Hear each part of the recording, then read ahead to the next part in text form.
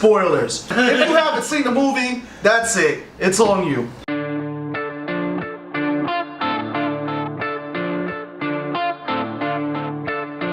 Hey guys, welcome to another episode of Nerds with the Round. Exciting episode we got here. Avengers, Infinity War. We have Alex from Wayward Raven. We have Antonio from across the hall. And we're ready to rock. Alright, so let's enjoy it. He's my buddy the gamer. Let's go, guys. How you guys been? I'm good. I'm here. I'm drinking a beer. Let's do this. Let's do this. Let's get it. Let's get going. We're gonna cheers it up. I did listen to Kevin Smith's rundown of the movie, so I got his interpretation of it. Oh, that's the last one. I haven't heard yet. Smith? Well, he was talking for like an hour. Yeah, he basically told the whole. And he goes all over the place, right? Yeah. Yeah. It's not linear at all. But have you seen anything that Kevin Smith has done? He's always all over the place, which I love it. It's just like when he does his stand-up shows where they were like, so what do you do? I just talk. Yeah, basically. Well, let's dive into this first question. How do you guys feel about the Soul Stone theory? I mean, that's been confirmed. So what is the theory? Because I haven't been paying attention. So let me go over it. So they went over the theory, and it was confirmed that at the end, when Thanos snapped his fingers, and that he was in that room that was all orange, that area that was all orange, it was actually in the Soul Stone. Okay. And that Gamora, that was actually Gamora's soul he spoke to, the little girl. So that's confirmed. That's been confirmed. But no, that's the theory that he was speaking to Gamora in the Soul Stone. Okay, because I took it from a different perspective. Without seeing what the theory was, I thought that was death. You thought the little girl? The little girl?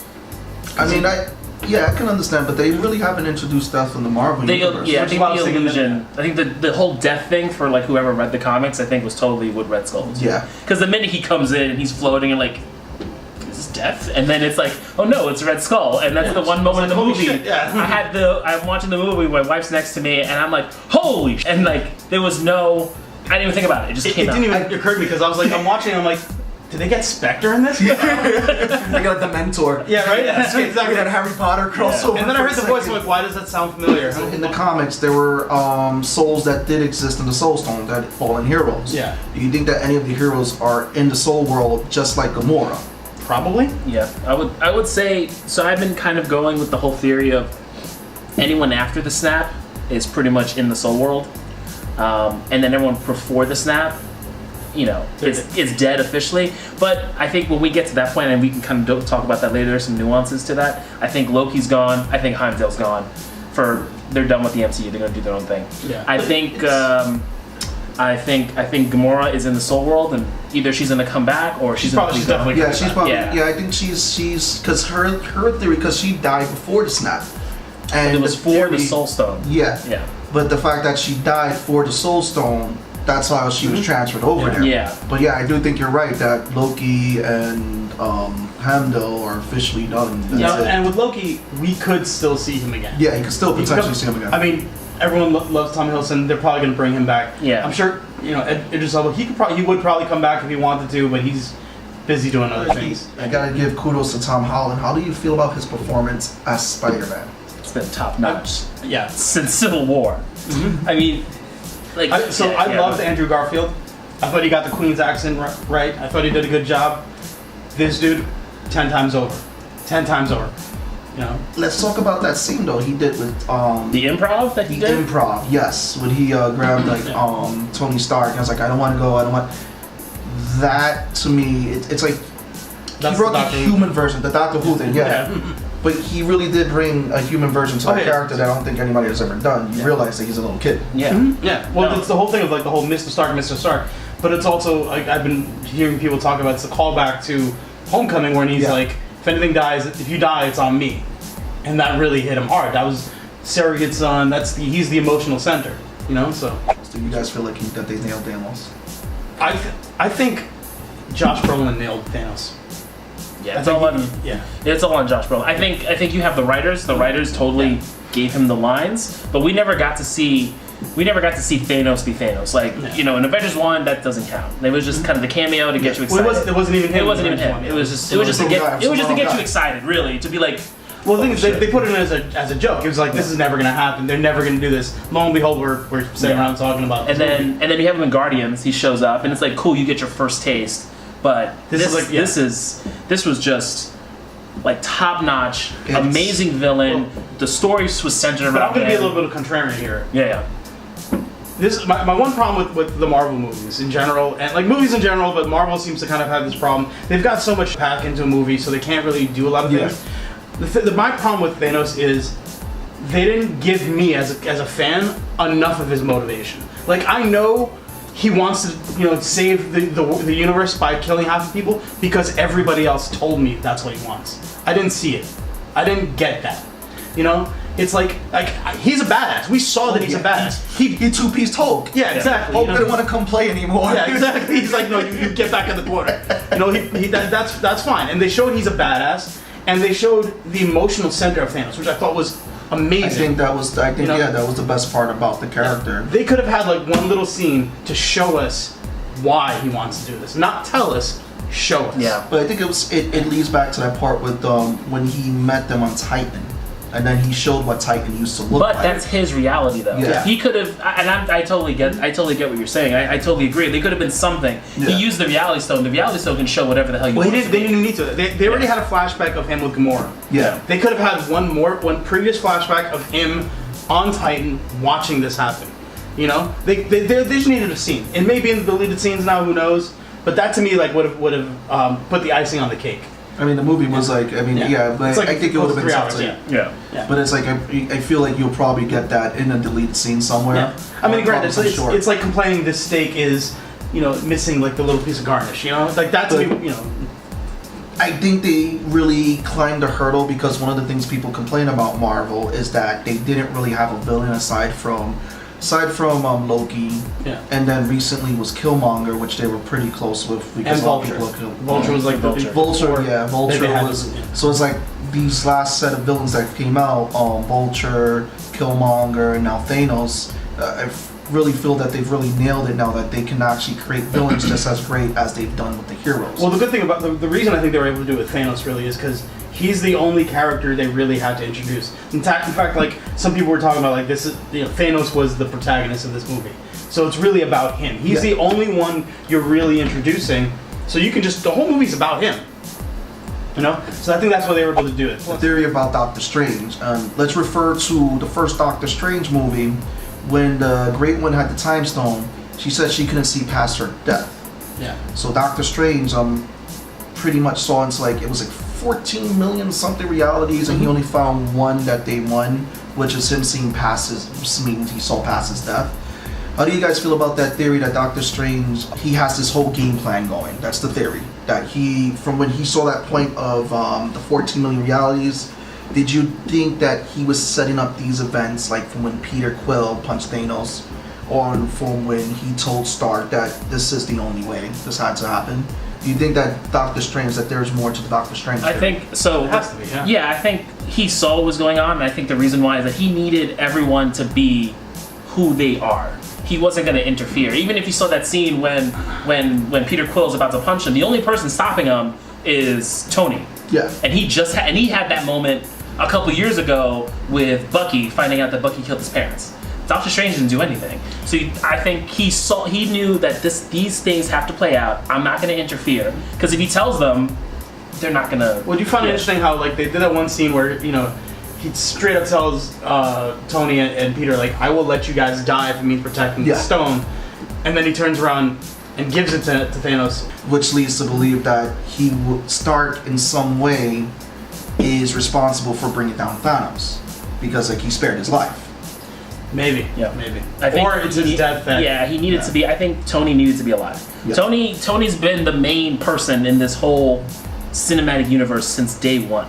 I mean... And it goes to with Thanos. He knew who he was. He was like Stark. He called him by name. Mm-hmm. Like, I think if Tony was dead, it would have been a whole to do. He gave him the Soul Stone. He gave him the Time Stone to spare him. He knew he was going to wipe out half. Do you think he gave him the stone to spare Tony, or because I think he saw that Tony needs to be alive, and that the only way for Tony to be alive at that moment in time was for him to spare the stone, and he was gambling that Thanos wasn't a jerk off, or maybe it's by giving him the stone and having him come to Earth and completing his task that they call Captain Marvel in.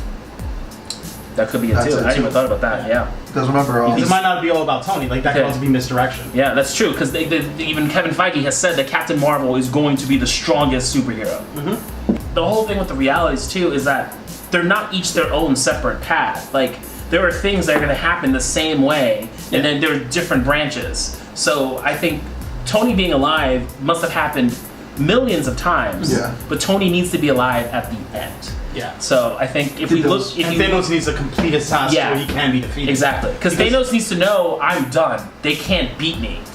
But also think about it too, like the gauntlet now is destroyed, so now they have a chance to get him. Yeah.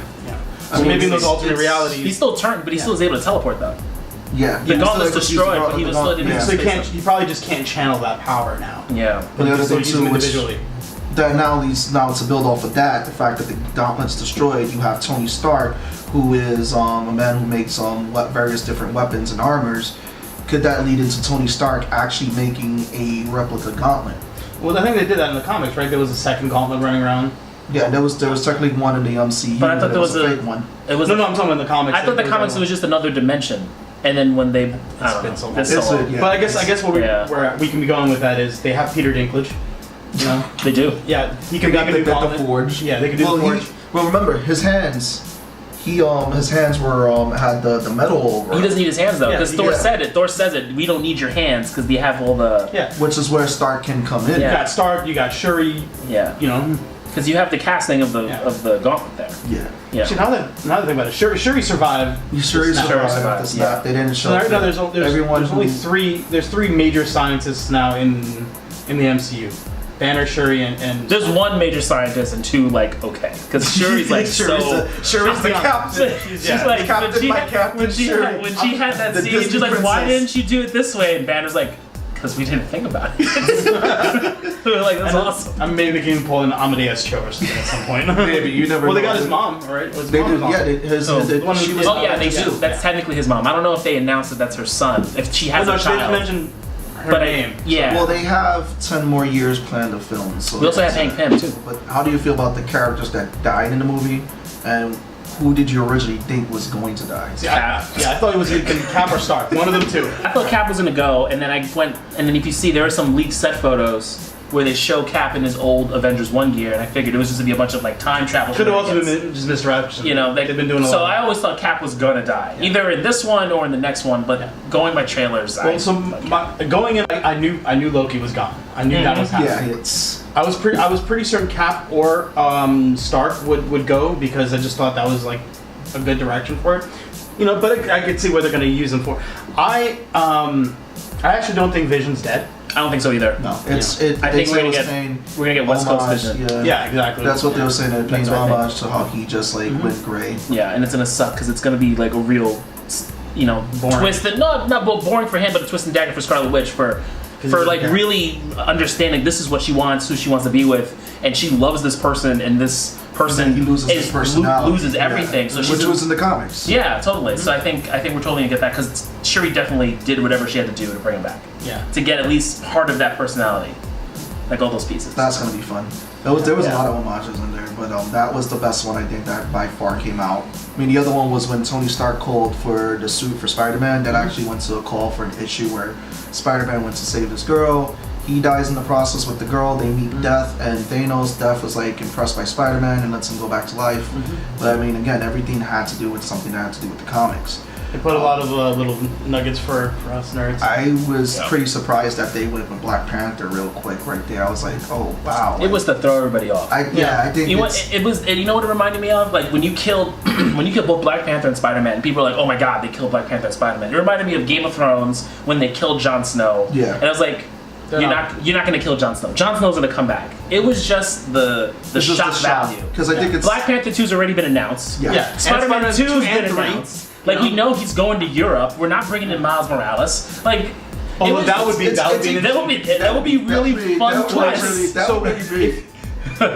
When's Black Panther had that coming in? It's after. Probably gonna be after. It's gonna be after Guardians 3. Yeah. Because it's Spider-Man: Homecoming 2, Guardians 3, and then whatever. So I'm actually thinking when it comes to Avengers 4 now, I would be amazed if it was Shuri as Black Panther just at the start of the movie. This gives the opportunity to put Shuri in the front because in the comics, but you don't think it would be M'Baku? Black Panther.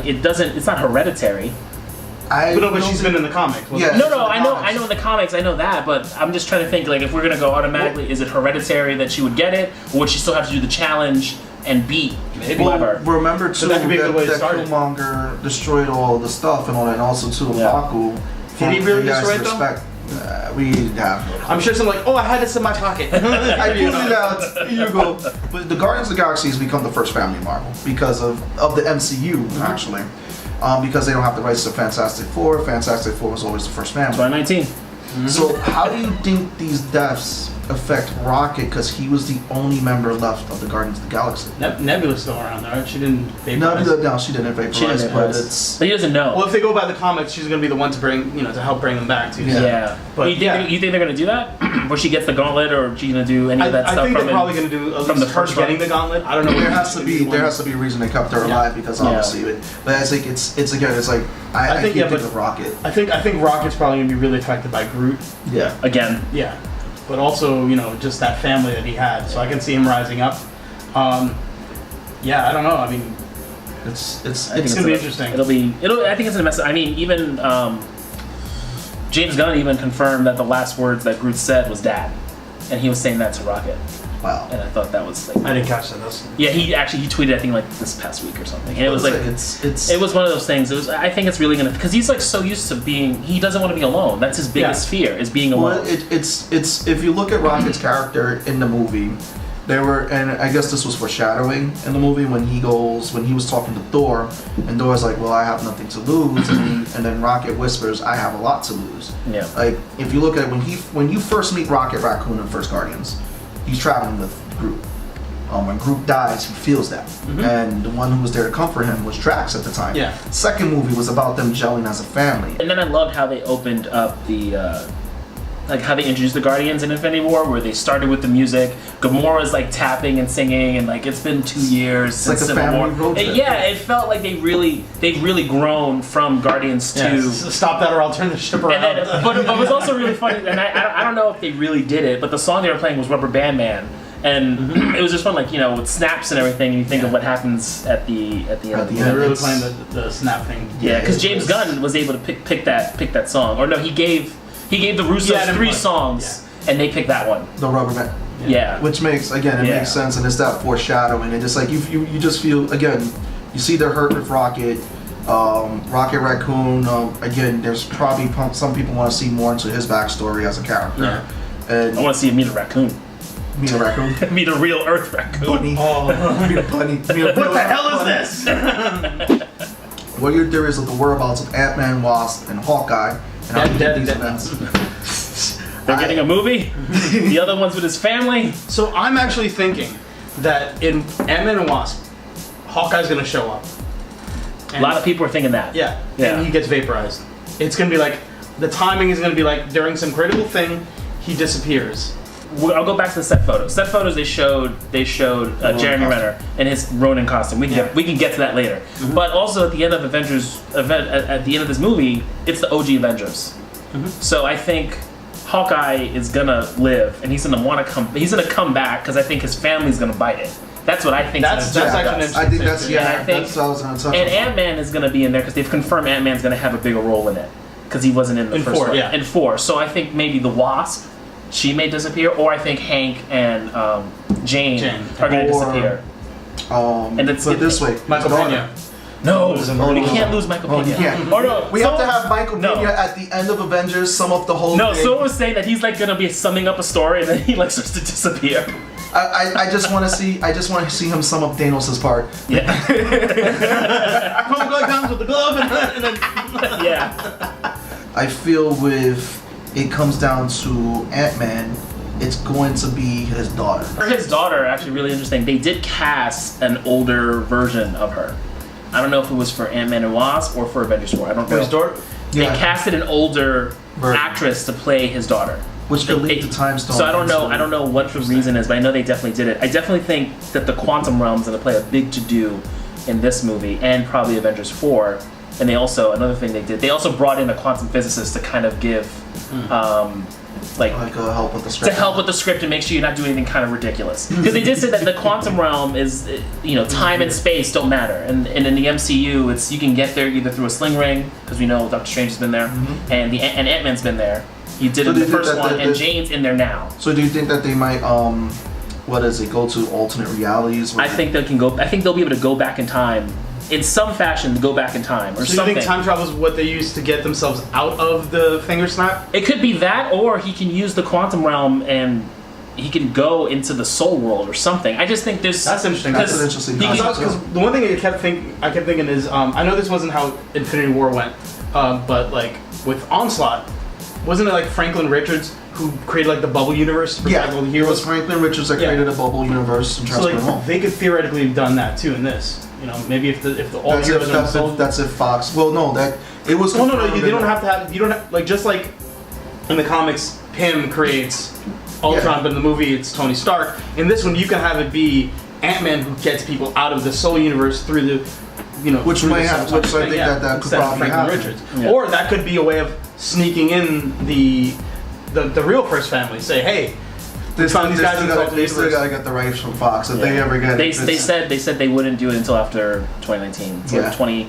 because 2020 or something. Comcast is throwing money at them now. Yeah, and like he's had meetings for 2025, 2024 movies, and I think the next big thing is probably gonna be the Eternals. I know they've been saying they want to definitely do the Eternals. Which we may because they get did Thanos' backstory because they for that. name dropped his father. Because Red Skull name dropped his father, so Yeah, and again, we may get more of Thanos' backstory because I feel like, That's just gonna like be the Loki, I think that we may see even more Thanos down the line because, again, I don't think they thought that Loki was going to be this popular of a character. We kept seeing Loki pop up in a lot of different instances when he wasn't supposed to, because, again, he was just that popular of a character. Tom Hiddleston did a great job with the character, and I feel right after this we're going to get the same thing with Thanos. I would have loved to see it with Killmonger, but it was, I mean, shout out to Michael B. Jordan with the character, but we're definitely most likely going to see it with Michael Keaton as the Vulture because they kept him alive. So we still But have again, that. we're not limited to that. It's a comic book movie. They could bring Killmonger back. Alternate Again, realities, Time Stone comes into play. shapeshifters, Skrulls. yeah, But, we are getting them. Well, that's another. We are That's getting the next. them. That's I have probably another the next tangent big on that event. one. Actually, Yeah, that's. I'm excited for Captain Marvel. Like I'm actually, you know what I'm actually thinking would be dope if like they kill off Iron Man in Avengers 4 and he's a Skrull. That That whole time? That Yeah. would be, if they do that, I feel that would set up Secret Invasion. I think that is gonna be the next. I think thing that, to go. if they ever get Doctor Doom, that's going to be probably their next big thing. That's who I think that's probably who I think their next big villain. I wanted to touch up on some theories of where do we think some characters are at after the event, and the one that really sticks out to me is Tony Stark. Like, for years he's been prepping for this, and then he loses Parker in his arms. I think he's gonna sacrifice himself to get people back. Yeah. He's, if anything, he might sacrifice himself for the new to retake Soul Stone. I mean, just realistically, I don't see RDJ doing this for that much longer. What I would like to see is if eventually either he takes a role as a mentor for a new person to take the Iron Man mantle.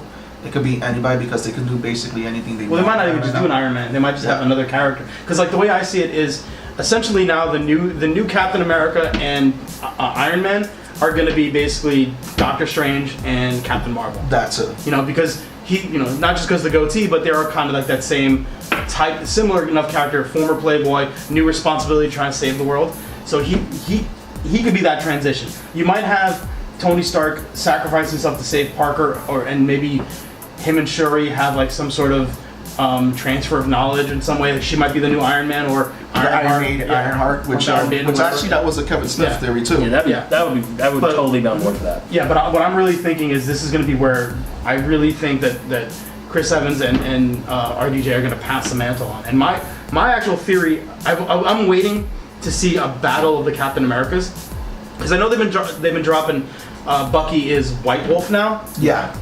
But I still think I would not be surprised if they had two captains for a little bit.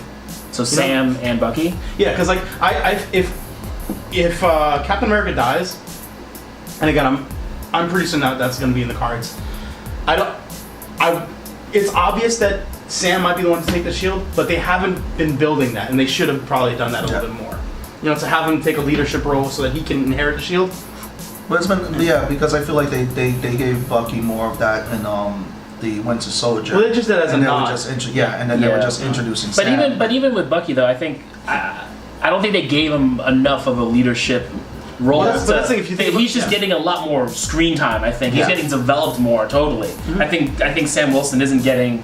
He's not. He should be getting it. It might be that they just have, like, if they continue down the path of having the Avengers, the public Avengers and the secret Avengers, I can realistically see Sam taking over the legitimate Avengers, and then Bucky is basically Captain Bucky, different suit, maybe a different shield, a Wakandan shield. But I would like to see them go the White Wolf route, because I really want them to do that. But I do really want them to give Falcon the Captain America mantle. I definitely see, especially if they're going to do Captain Marvel as well, because I can probably see a Civil War 2 in the future with that. That I can see as a big event. Whoopsie doodles. Name a cartoon character that you would like to see with the Infinity Gauntlet. Daffy Duck.